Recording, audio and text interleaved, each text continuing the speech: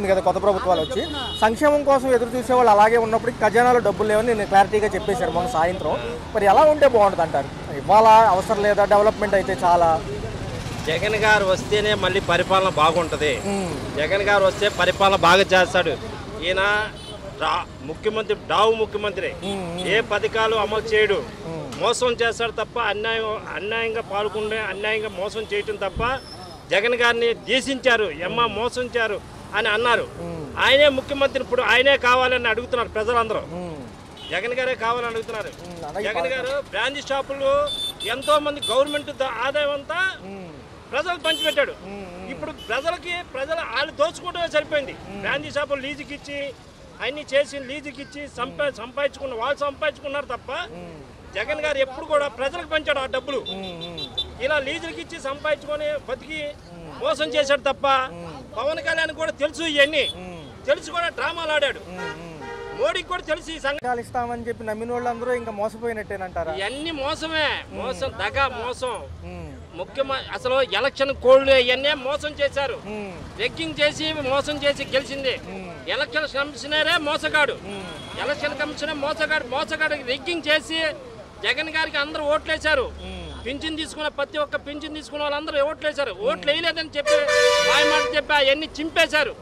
చాలా చింపేసి పథకాలన్నీ చేసి అమలు చేసి జగన్ గారు చేసినవన్నీ తొక్కేశారు, కొంగు తొక్కారు. ఇదే ప్రభుత్వాలు గతంలో ఏమన్నాయంటే కరోనాలో కూడా పథకాలు అమలు చేసిన జగన్మోహన్ రెడ్డిని అప్పులు పాలు చేస్తున్నారు, శ్రీలంక బీహార్ అయిపోతుంది, అప్పులు చేస్తున్నారు. మొన్న సాయంత్రం ఈయనేమన్నాడు, అప్పు పుడితేనే పథకాలు అంటున్నారు. మరి అప్పు చేయాలి. ఏం చేసింది అమలు చేసి ఏం చేస్తున్నాడండి ఈయన? మొన్న తుఫాన్ వచ్చింది, 100 కోట్లు వచ్చినాయి. ఏమైపోయింది ఆ డబ్బు? ఎక్కడికి వెళ్ళిపోయింది ఆ డబ్బు?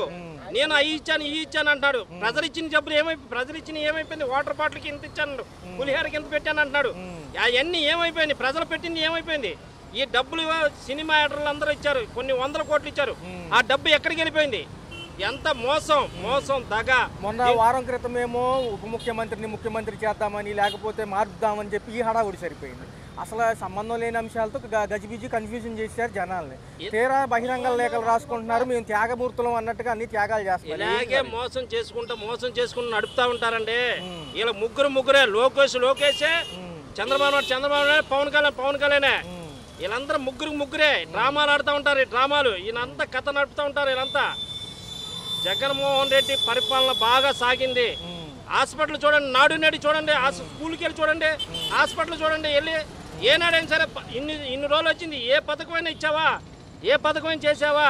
స్కూల్కి వెళ్ళావా? ఏ రోజు చూసావా? పిల్లలకి ఇచ్చావా? ఇలా చేసిన నాకు జగన్మోహన్ రెడ్డి మోసగాడు, అన్యాయంగాడు అలా అని దేశించారు. సరే మభ్యపెట్టారు, చెప్పారు, హామీలు ఇచ్చారు, ఎలక్షన్స్లో ఎన్నో చెప్తాము అవుతాయి అని ఆయనే అన్నాడు. పథకాలు చూస్తుంటే భయం వేస్తుంది అన్నాడు.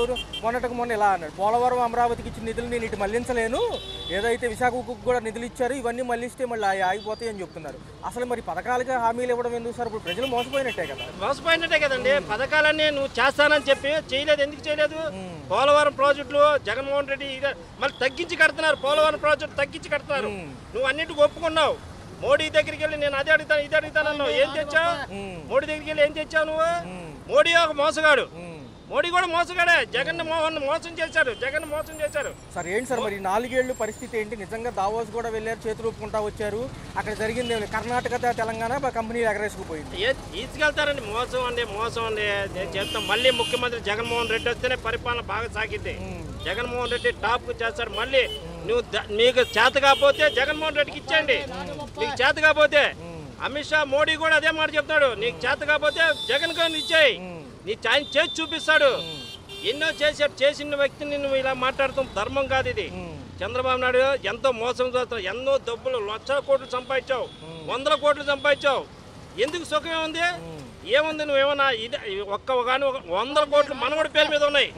100 కోట్లు మనవడి పేరు మీద వస్తాయా? చిన్నోడి పేరు మీద సంపాదించాడా? ఏం సంపాదించాడు? నువ్వు ఎలా? ఇన్ని చాలా ఉన్నాయని చంద్రబాబు నాయుడు బయటపడతావునండి. సో ఫిబ్రవరి నుంచి మళ్ళీ కార్యాచరణ ప్రకటిస్తున్నారు జగన్ గారు. ఈసారి ఆదరణ ఎలా ఉండబోతుంది? ఎందుకంటే ఈ ఇన్సిడెంట్ కూడా జరిగింది, పథకాలు లేవంటున్నారు. ఇంకా సూపర్. ఈసారి జగన్మోహన్ రెడ్డి మళ్ళీ ముఖ్యమంత్రి అవుతాడండి. జగన్మోహన్ రెడ్డి పరిపాలన అసలు ఎప్పుడూ ఆదరించారండి జగన్మోహన్ రెడ్డిని. ఆయన్ని ఆదరిస్తూనే ఉన్నారు. కానీ ఈ ఎలక్షన్ కమిషనరే మోసం చేసి రెగ్గింగ్ చేపించాడు. జగన్మోహన్ రెడ్డి గెలిచిన వ్యక్తిని ఎలక్షన్ కమిషనరే మోసం చేశాడు. ఇవన్నీ ఆయన స్లిప్పింగ్లన్నీ తీపిచ్చి ఇది రెగ్గింగ్ చేశారు. జగన్మోహన్ రెడ్డి ఆయన గెలిచినట్టే, కానీ ఓడాడు అని అంటున్నారు. ముమ్మాటికి మళ్ళీ ముఖ్యమంత్రి జగన్మోహన్ రెడ్డి అయితేనే పిల్లల భవిష్యత్తు బాగుంటాయి, స్కూల్లో బాగుంటాయి, నాడు హాస్పిటల్ బాగుంటాయి. అందరూ ఉద్యోగస్తులు కూడా తిడుతున్నారండి. ఉద్యోగస్తులు జీతాలు రావట్లేదు అంటున్నారు. వాళ్ళ అసోసియేషన్ వాళ్ళు ఏమంటున్నారు? ఇప్పుడు ఒకప్పుడు జగన్మోహన్ రెడ్డి అది ఇది అని అన్నారు, మాకేం చేస్తున్నావు ఇప్పుడు అంటారు, తిడతారు ఉద్యోగస్తులు కూడా. ఉద్యోగస్తులకు ఏమి ఇచ్చావు నువ్వు? జగన్మోహన్ రెడ్డి ప్రేమించాడు. బొప్పరాజు కానీ వెంకట్రావు కానీ వీళ్ళందరూ చాలా చేశారు. వెంకట్రావు అయితే చాలా ఇష్టపడ్డాడు జగన్మోహన్ రెడ్డి. సార్ రెండో చూసుకుంటే కరోనాలో కూడా పథకాలు అమలయ్యాయి, బటన్ నొక్కి కూడా అమలు చేశారు. వాలంటీర్లు కూడా చాలా దగ్గరుండి అన్ని అందించారు. వాలంటీర్లు దండం పెట్టారండి. వాలంటీర్ల వల్ల ఎంతో బాగా చేసిన వాలంటీర్లు వాళ్ళని తీసేశాడు. 10,000 ఇస్తానండి. ఎవరు ఎంతమందిని పెట్టుకున్నాడు? 10,000 ఇస్తానని పవన్ కళ్యాణ్ చెప్పాను. మహిళలు మిస్ అయిపోతున్నారు ఏదో చెప్పాడు. మహిళలు మిస్ అవుతున్నారు. ఇప్పుడు అందరు ప్రభుత్వం నీదేగా, తీసుకురా, అందరం తీసుకురా, ఎక్కడ ఉన్నారు తీసుకురా. ఎందుకండి దొంగ మాటలు మాయ మాటలు చెప్పడం? సో ఫైనల్ గా ఎలా ఉంటుంది సార్? 4 ఏళ్ళు ఇక అయిపోయినట్టేనంటారా చేతుల్లో? ఇంకా అనవసరం అండి. చంద్రబాబు నాయుడు చేయలేడండి, ఈ పరిపాలన సాగించలేడండి, పథకాలు ఇవ్వలేడండి, ఏ పథకాలు కూడా ఇవ్వలేడు, చేయలేడు. జగన్మోహన్ రెడ్డి వస్తేనే మళ్ళీ ఈ పథకాలన్నీ సాగుతాయి. 6వ తారీఖు అన్నారు. ఈ స్కూల్ టీచర్లకు సంబంధించిన ఈ పోస్ట్ 16,000 పైచీలకు ఉన్నాయి. ఈ 2 లక్షల మంది పోటీ పడుతున్నారు. డేట్లు అయితే కన్ఫర్మ్ చేయట్లేదు, ఖరారు అయినాయని చెబుతున్నారు కానీ డేట్లు రావట్లేదు. పాపం వీళ్ళు అగమ్య గోచరంలో ఉన్నారు. అంటే పేపర్లో వేస్తే అయిపోయినట్టు ఉద్యోగాలు కూడా. అయ్యో సార్ ఏంటి సార్ ఇది? అవును సార్, అవును. ఓకే, బస్సు ఫ్రీకి వెళ్ళి గ్యాస్ పంట ఫ్రీకి ఇచ్చేశారు. ఫ్రీ అయిపోయింది. ఇది కూడా అంతే. పాపం అభ్యర్థులు చాలా నుంచి కష్టపడి ప్రిపేర్ అయి ఉన్నారు కదా సార్, మరి వాళ్ళ పరిస్థితి ఏంటంటారు? వాళ్ళు ఈ ప్రభుత్వం రావడం వాళ్ళు పట్టింది అవుతుంది. గత ప్రభుత్వం ఫిబ్రవరి కల్లా కంప్లీట్ చేసేది, కానీ ఆ జీవో రద్దు చేశారు. వీళ్ళు రద్దు చేసి మళ్ళీ వీళ్ళు కొత్తది తీసుకొచ్చారు, కానీ ప్రకటించట్లేదు. పేపర్కి ఇచ్చేశారు. ఓకే ఓకే, పేపర్కి ఇచ్చేసినట్టు అయిపోయినట్టు వచ్చేసినట్టు. ఈ సభలో ఇవాళ అసెంబ్లీ సమావేశాల్లో భాగంగా పవన్ కళ్యాణ్ గారు కూడా ఉంటారంటారా, లేకపోతే ఆయన తప్పుకుంటారంటారా? పవన్ కళ్యాణ్ కూడా సబ్జెక్ట్ తెలుస్తుంటే ఉంటాడు, లేనప్పుడు పవన్ కళ్యాణ్ లేకుండా. ఓకే ఓకే సార్, ఎలా అనిపిస్తుంది మరి? ఏం చేయబోతున్నారు వీళ్ళు? మిగతా అంశాలు చూస్తే వాలంటీర్ వ్యవస్థ అగమ్య గోచరంగా ఉంది. సమ్మె వైపు కార్యాచరణ రూపొందించారు. ఈ అసెంబ్లీ సమావేశాల్లో చర్చకు రాకపోతే అటే వెళ్తాం అంటున్నారు. చర్చకు రాకపోతే అటే సమ్మె వైపే వెళ్తాం అంటున్నారు. ఇంకేం చేస్తామంటే అంతే. అంటే 5,000 కూడా ఇచ్చి పెట్టుకోలేని పరిస్థితుల్లో ఉన్నారా వీళ్ళు? నాకు రాజధాని కావాలి, ఎలా పోయినా పర్వాలేదు. మరి మొన్న సీప్లైన్ వేసుకుని శ్రీశైలం వెళ్ళారు కదా సార్, ఇక్కడ నుంచి కృష్ణానదిలో నుంచి. డ్రామాలు స్టేజ్ల మీద యాక్ట్ చేయట్లేదు, డ్రామాలు అంతే, నాటకాలు అంతే. మరి మహిళలపై అఘాయిత్యాలు, మేకప్ వేసుకొని యాక్ట్ చేస్తారు, మేకప్ లేకుండా యాక్ట్ చేస్తారు అంతే. మహిళలపైన అఘాయిత్యాల గురించి ప్రశ్నిస్తే సోషల్ మీడియా మాధ్యమాల్లో ఎటువంటి చర్యలు తీసుకున్నా లోపలేస్తామంటున్నారు. మాట్లాడితే తప్పు అంటున్నారు. అదే సోషల్ మీడియా అంటే మాట్లాడితే తప్పు అంటున్నారు. నువ్వు మాట్లాడితే తప్పలేదు, మేము మాట్లాడితే తప్పు. హోంశాఖ నాకు ఇస్తే బాగా చేసేవాడిని అన్నాడు, ఈయన చేయగలడా? ముందు ఈ శాఖ ఎడితే ఆ శాఖ ఆడవచ్చు. ఏంటి సార్ 2.9 లక్షల కోట్లు బడ్జెట్ అంటున్నారు, దేనికి పెడతారంటారు? ఉంటే పెట్టడానికి, దేనికి పెడతారు? రాజధానికి పెడతారు, ఇంకా దేనికి పెడతారు? పథకాల గురించి ఏమైనా చర్చకు వస్తుందా? విద్యారంగం గురించి నారాయణ గారు అంటున్నారు, మిగతా కొల్లు రవీంద్ర గారు బడ్జెట్ సమావేశం పెడతారంట ఆయన. అదే సార్, అదే అప్పులు చూపిస్తారు అంతే. 52,000 కోట్లు అప్పు తెచ్చారు. ఇప్పుడు దానికి లెక్క మాత్రం లేవు. అదేమనంటే జగన్ గారి మీద అపన్నారు. మరి ఉపాధ్యాయుల నియామకం ఎందుకు ఇంకా అంతా లోపభూయిష్టమని అంటారా? వీళ్ళు పిచ్చోళ్ళు, ఇంకా వీళ్ళు పిచ్చోళ్ళు ఎట్లాగా ఉంటారు, వీళ్ళు మారరు. నమ్ముకొని ఓటు వేసినట్టున్నారు ఈ సన్యాసులంతా, వాళ్ళంతే. ఎన్డీఏ కూటమిలో భాగంగా ఉన్నవి వీళ్ళు మరి జమిలీ ఎలక్షన్స్ కి ఎలా వెళ్ళబోతున్నారంటారు? జమిలీ ఎలక్షన్ వీళ్ళకి భయమే. చంద్రబాబు నాయుడు తెలపానికి సిద్ధపడ్డారు. Right sir, thanks. అనిపిస్తుంది సామాన్యుడి జీతాలు పెరగట్లేదు, ఖర్చులు పెరుగుతున్నాయి. సామాన్యుడికి జీతాలు పెరగవు, ఖర్చులు పెరుగుతాయి, అది ఎప్పుడూ ఉన్నదే. కాకపోతే ఇప్పుడు మేము ఇవాళ చూసిన దాని ప్రకారము కూరల రేట్లు అయితే పర్వాలేదు, అందుబాటులో ఉన్నాయి సామాన్యులకి.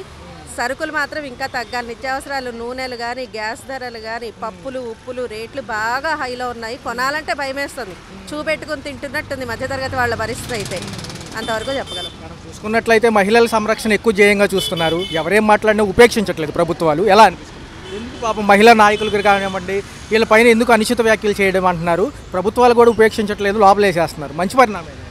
అది మంచి పరిణామమే. కానీ మాట్లాడే వాళ్ళకి కూడా వాళ్ళకి ఇంగితం ఉండాలి. మనం ఏం మాట్లాడుతున్నామో, ఎవరి గురించి మాట్లాడుతున్నాం, ఎందుకు మాట్లాడుతున్నాం అనేది ఎవరికి వాళ్ళు తెలుసుకుని మాట్లాడాలి.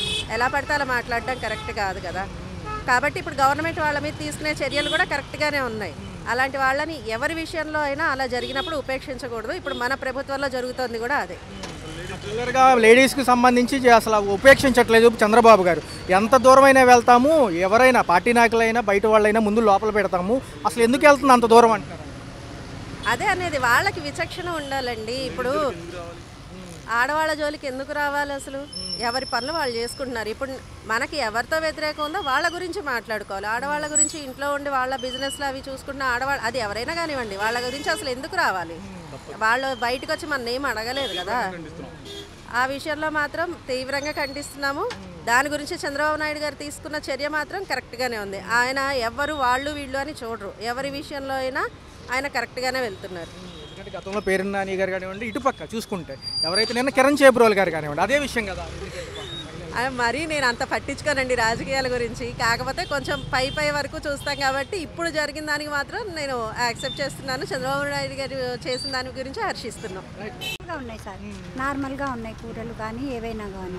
గ్యాస్ సిలిండర్లకు ఒక 50 రూపాయలు పెరిగింది కేంద్ర ప్రభుత్వం నుంచి. చాలా ఇబ్బంది అవుతుంది. మధ్య తరగతి వాళ్ళకి ఇబ్బంది సార్. చాలా 11 నెలల పరిపాలన ఎలా ఉంది? కొత్త ప్రభుత్వాలు వచ్చాయి, ఏం గమనించారు? 50-50గా ఉంది సార్. 50-50గా ఉంది. పథకాలు 6 పథకాలు చెప్పారు. 2 ఒకటి పెన్షన్, ఒకటేమో గ్యాస్ సిలిండర్లు. తదుపరి అని మే జూన్లో పడతాయి అంటున్నారు. కొంచెం టైం ఇవ్వచ్చా? పర్లేదులేండి, ఇంకా అంతకన్నా మనం ఏమీ చేయలేం కదా సార్. ఎందుకంటే ప్రభుత్వం వచ్చాక మహిళల భద్రత గురించి ఆలోచిస్తుంది. ఎవరైనా అనుచితంగా మాట్లాడినా ఒప్పుకోవటం లేదు. చంద్రబాబు గారు లోపలేసేయండి అంటున్నారు. అది బాగానే ఉందండి, అది బాగానే. నిన్న ఆయన నియోజకవర్గం ఒక ఆయన మాట్లాడాడు రాంగ్గా మహిళల గురించి, వైఎస్ భారతి గారి గురించి. ఆయన కూడా అరెస్ట్ చేయించారు. ఎలా అనిపించింది? ఉపేక్షించట్లేదుగా చంద్రబాబు గారు ఇలాంటి అంశాలు? మహిళల పట్ల ఆయన బాగానే చూస్తున్నారు, బాగానే ఉందంతా. కానీ ఏంటంటే ఇళ్ళ బాధ ఒక్కటే మాకంతా ఆడవాళ్ళకి. ఇల్లు ఇస్తే మధ్యతరగతి వాళ్ళందరూ కొంచెం ఏంటంటే అద్దులు కట్టుకోలేక ఇబ్బందులు పడుతూ ఏంటంటే కొంచెం ఇదిగా ఉంది. అదొక పవన్ కళ్యాణ్ గారి తీరుగతులు ఎలా ఉన్నాయి? ఆయన పనితీరు ఎలా ఉంది 11 నెలలు? 50-50 అన్నాం కదా సార్. 50-50 ఎలా ఉంది మేడం? మహిళలకు ఉచిత బస్సు ప్రయాణం ఇస్తే ఎలా ఉంటుంది అంటారు? చెప్పే ఉంది. వస్తే మధ్యతరగతి వాళ్ళందరూ బాగుపడతారు సార్. కరెంట్ ఛార్జీలు ఎలా అనిపిస్తుంది? కొంచెం పెరిగినాయి సార్ కరెంట్ ఛార్జీలు. తదుపరి ఈ అమరావతి పోలవరం పూర్తయితే ఉద్యోగాలతో పాటు అనేక మౌలిక సదుపాయాలు అంటున్నారు. ఎలా చూడాలి? చూద్దాం సార్, అవ్వాలి కదా, అయ్యాక. నాకు తెలిసినంతలో ఇప్పటివరకే ఇంప్రూవ్మెంట్ అయితే ఏం కనపడలేదు. ఆశించినంత అయితే ఏం కనపడలా. మేబీ ఫ్యూచర్, ఎందుకంటే వాళ్ళకి వచ్చే సంవత్సరం కూడా పూర్తి కాలేదు కాబట్టి మేబీ చూడాలి. అభివృద్ధి సంక్షేమం 2 కళ్ళు అంటున్నారు. కొంత సమయం ఏమంటున్నారు ఎవరైనా కానీ. కొంచెం ఇస్తే కనుక ఈ ఆర్థిక వెసులుబాటు రాగానే మిగతా పథకాలు కూడా అమలు చేస్తూ ఉన్నారు. ఈ లోపల జూన్ జూలై లోపల కొన్ని పథకాలు అంటున్నారు. మంచి పరిణామమే కదా. వాళ్ళే అసెస్ చేసుకోవాలి కండి. ఆల్రెడీ ఉన్నాయన్నీ 4 ఏళ్ళు 5 ఏళ్ళు అన్నీ వాళ్ళే అసెస్ చేసుకొని ముందరకు వెళ్ళాలిగా. చేసుకున్న తర్వాత ఏంటి మంచి చెడు, ఎవరు కరెక్ట్ ఎవరు రాంగ్ అనేది తర్వాత తెలుస్తుంది. నిన్న మొన్న చూసుకుంటే సోషల్ మీడియాలో మహిళల గురించి సరిగ్గా మాట్లాడకపోతే కనుక లోపల వేసేస్తున్నారు. సొంత పార్టీ నాయకులైనా ఆయన ఉపేక్షించట్లేదు చంద్రబాబు గారు. మంచి పరిణామమేనా? ఎందుకంటే లేడీస్ కదా పాపం. దాంట్లో నిజమేంటి అబద్ధం ఏంటో ఏం తెలియదండి. ఒకళ్ళ మీద వాళ్ళు ఆరోపించుకుంటే సరిపోతుంది. వాళ్ళు నాయకులు తర్వాత అన్నారంటున్నారు. వాళ్ళు ఉన్న రోజుల్లో ఆడవాళ్ళు తక్కువ కాదు, మగవాళ్ళు తక్కువ కాదు. అది ఇప్పుడు రివర్స్ అయిందంటే మంత్రులు భార్యల వరకు వెళ్తున్నాయి కదా అంశాలు. ఇప్పుడేంటండి, ఇప్పుడే వెళ్ళింది కదా. కొత్తగా వెళ్ళింది ఏముంది? కొత్తగా ఏం వెళ్ళలేదు, ఎప్పుడో వెళ్ళిపోయింది. 7 ఏళ్ళ క్రితమే వెళ్ళిపోయింది. ఎలా ఉందండి అమరావతి పోలవరం? అయితే ఈసారి కంపెనీలు వస్తాయి అంటున్నారు. కొంచెం టైం పట్టినా వస్తాయి కదా. వస్తాయండి, అనుకునే అంత తొందరగా అవ్వవు కదా. ఎలా ఉంది? పవన్ కళ్యాణ్ గారు కూడా మన్యం జిల్లాల పర్యటనలో ఎలా అనిపిస్తుంది? దాని గురించి గారు మళ్ళీ వస్తానంటున్నారు. Thank you. అందులో మహిళలకేమో 18 ఏళ్ళు దాటిన వాళ్ళకి డబ్బులు, రెండోదేమో పిల్లలకు 10 లేవండి. మాకు ఇంత మటుకు ఏమీ లేవు. కాయకడి బతకం, ఊరు కూడా చేసుకోలేకపోతున్నాం. కుటుంబ సభ్యులు జరగట్లేదు. నా మానసిక బాధ, బాకీలు ఊరుకొని అంటున్నారు చంద్రబాబు గారు. నిన్న మొన్న కూడా అదే కావాలి. ఇది ఎందుకులేండి మరి నాకు లేదు యాక్చువల్గా ఏంటంటే సొంత పార్టీ నాయకుల్ని లోపల వేపిస్తున్నాడు ఆయన. ఎందుకు అంటే మహిళల గురించి మాట్లాడొద్దు అంటాడు. ఆ సబ్జెక్ట్ తప్పుగా అది అంతేగా. ఎవరినైనా మహిళలే కదండి, ఎవరిని అనకూడదు, అది తప్పు. ఎవరైనా వాళ్ళ ఇళ్లలో ఉన్న వాళ్ళ గురించి ఎందుకు అసలు? గత ప్రభుత్వాలు మాట్లాడినాయి అని మనం మాట్లాడటం సమంజసం కాదండి. ఎవరి తప్పు వాళ్ళే తెలుసుకుంటారు. కాకపోతే గత ప్రభుత్వం మాట్లాడే పర్సన్ కిరణ్ చేబ్రోల్ అని ఒక అతను ఉన్నాడు. ఆయన లోపల ఇప్పించేసాడు ఈయన దగ్గర నుండి. తప్పు, అది తప్పే కదా. కదండి. ఏదైనా రాజకీయ పరంగా ఉండాలి కానీ ఆడవాళ్ళ జోలి అనవసరం. వ్యక్తిగతం వద్దండి. అదే ఆడవాళ్ళ జోలి అసలు వెళ్ళకూడదు. 11 నెలలు ఎలా ఉంది, ఈ ధరలు ఎలా ఉన్నాయి, కంట్రోల్లో వచ్చి పర్లేదులేండి. అంటే మొన్న గ్యాస్ బండకు ఒక 50 రూపాయలు పెరిగింది, కేంద్రం ఇచ్చేది కాబట్టి. ఇటు పక్క చూసుకుంటే విద్యుత్ ఛార్జీలు కామనే, అటు పక్క చూసుకుంటేనేమో పెట్రోల్ రేట్లు ఎలా అనిపిస్తుంది? మనకు బండి లేదు, మనకేం ఇబ్బంది లేదులే కానీ అంటే పెరిగితే అన్నీ పెరుగుతున్నాయి, ఇలా బాగానే ఉన్నాయి రేట్లు పర్లే. కాకపోతే మరీ తక్కువ కాదు, మరీ ఎక్కువ కాదు, మీడియంగానే ఉన్నాయి. కాకపోతే జనంలోకి ఏమో జగన్ గారు వస్తున్నారు, ఒక పక్క పవన్ కళ్యాణ్ గారు వెళ్తున్నారు. ఎలా అనిపిస్తుంది? ఇద్దరు మళ్ళీ ఫామ్లోకి వస్తారా? వస్తారు, ఎందుకు రారు? ఇప్పుడే ఆడావిడే ఉండదు, ఎలక్షన్ టైంలో జరిగింది, అది తెలిసి. మొన్నటిదాకా శత్రువులుగా ఉన్న వీళ్ళు మిత్రులు అయ్యారు. ఏదైతే ఉందో ఘటన, ఏదైతే పవన్ కళ్యాణ్ గారు చిన్నతనయుడు ఘటనలో ఈయన కూడా ఫోన్ చేసి అడిగారు కదా. అది రాజకీయ పరంగా ఎవరైనా అడుగుతారు, తప్పదు. అది ఎందుకంటే ఎవరికి ఇబ్బంది వచ్చినా పరామర్శించడం అనేది సహజమే కదా. జనసేనలో కూడా మంచి జోష్గా ఉన్నారు, ఎందుకంటే ఆయన ఫోన్ చేసి అడగడం మామూలు విషయం కాదు కాబట్టి. అంటే ఇబ్బంది వచ్చింది కాబట్టి ఎవరైనా అడుగుతారులేండి, తప్పే ఉంది. అది ఎవరి పిల్లలకైనా ఎవరికైనా జరగొస్తుంది. ఎలా ఉంటుంది? నెక్స్ట్ 4 ఏళ్ళు కూడా ఈ అమరావతి పనులు అయిపోతే మంచిగా ఉద్యోగాలు వస్తాయి అంటున్నారు. త్వరలో ఈ మేలో జూన్లో కూడా పథకాలు ఉన్నాయి. మంచిదేగా, వస్తే మంచిదేగా. సరే అండి, ఉంటా.